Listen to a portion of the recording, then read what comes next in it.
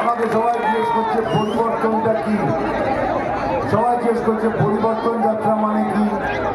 পরিবর্তন যাত্রা মানে হলো এই যে আমাদের প্রত্যেক মহিলা বোনদের জন্য প্রত্যেক মাসে ৩,০০০ করে টাকা দেওয়া হবে।